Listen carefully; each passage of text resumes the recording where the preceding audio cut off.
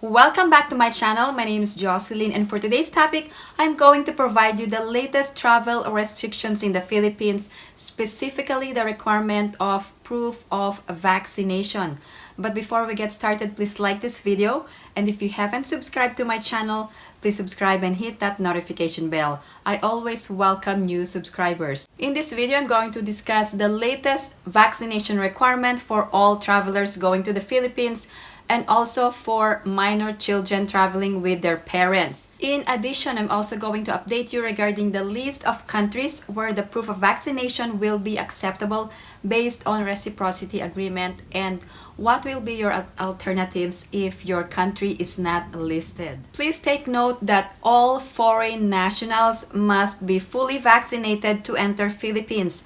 Otherwise, you will be denied entry. Many are asking, when will Philippines remove proof of vaccination for foreign nationals as an entry requirement? As of today, there is no official announcement from the Philippine government when proof of vaccination for foreign nationals will no longer be required. Now, who needs to be fully vaccinated to enter Philippines? Please take note that Filipinos and dual citizens can enter the Philippines unvaccinated. However, if Filipinos and dual citizens are unvaccinated, they will have to undergo 5 days facility-based quarantine and testing after arrival. Also, if you are vaccinated, if you are a Filipino or a dual citizen, you will no longer have to undergo facility-based quarantine but only have to self-monitor for 7 days if you are fully vaccinated. Now, who needs to be fully vaccinated to enter Philippines? All foreign nationals must be fully vaccinated, such as foreign tourists, former Filipino citizens, foreign spouse, and foreign child. There are exceptions for foreign minor child. However, the rules are different for foreign children. Let me provide you the updates or the rules regarding the unvaccinated minor children. For all minor children, whether Filipino or non-Filipino, here are the rules. For those 12 years of age below or 0 to 11 years of age, you must follow the vaccination status of your parents. Please take note, if you are a foreign national unvaccinated, you cannot enter the Philippines. Unvaccinated Filipinos must quarantine. However, for minor children, whether Filipino or non-Filipino, 12 to 17 years of age, you must follow your vaccination status. However, parents must accompany unvaccinated minor children 12 to 17 years of age for purposes of quarantine. There is a 5-day facility-based quarantine for unvaccinated. Also, there is no facility-based quarantine, but here is the requirement. You must self-monitor for any sign or symptom for 7 days, with the first day being the date of arrival, and you must report to the local government unit if there is a symptom. Also, for fully vaccinated, you must comply with the vaccination requirement. You must receive the second dose in a 2-dose series or a single dose more than 14 days prior to your flight. Also, the vaccine must be included in the emergency listing or list of compassionate special permit issued by the Philippine FDA or emergency use listing of the World Health Organization. Let's talk about the proof of vaccination required in the Philippines. You must present an acceptable proof of vaccination, and only one is required: World Health Organization ICV or VaxCert-PH or National or State Digital Certificate, which has accepted VaxCert under reciprocal agreement, or other proofs of vaccination permitted by the IATF.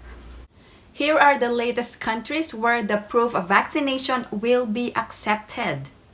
These are the latest list of countries where the IATF will accept the proof of vaccination based on reciprocity agreement, meaning to say that these countries have accepted Philippines' proof of vaccination, and in return, Philippines is reciprocating the acceptance of the proof of vaccination from this list of countries.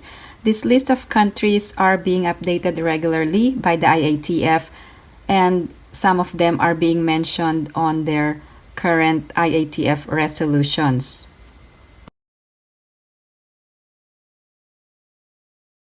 Regarding the proof of vaccination acceptable in the Philippines, if your country is not listed in the reciprocity agreement or list of countries with acceptable proof of vaccination, you must present or provide this yellow card or international certificate of vaccination, which is under the first option for the acceptable proof of vaccination.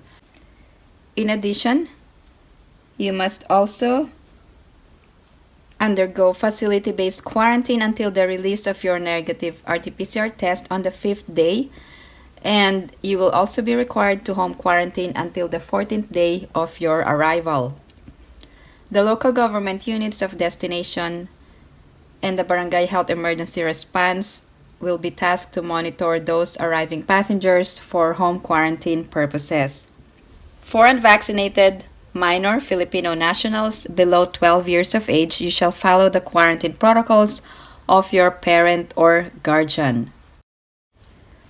For minors 12 to 17 years of age, you shall follow your vaccination status for purposes of quarantine protocols. So if you're unvaccinated, you will have 5 days of hotel quarantine and you will be tested on the 5th day. And your parents shall accompany you if you are unvaccinated. For parents who will be traveling with unvaccinated minor children and who needs to quarantine, what will be the protocols if your child has been found positive for COVID? Here are the latest rules for isolation and quarantine. Here are the latest COVID isolation rules in the Philippines for both vaccinated or fully vaccinated or partially vaccinated or unvaccinated. So there are two categories. First, quarantine if you are a close contact, 5 days for fully vaccinated and 14 days for partially vaccinated or unvaccinated.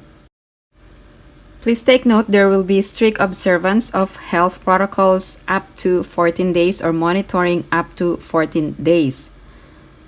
The rules are different if you are COVID positive and you must isolate.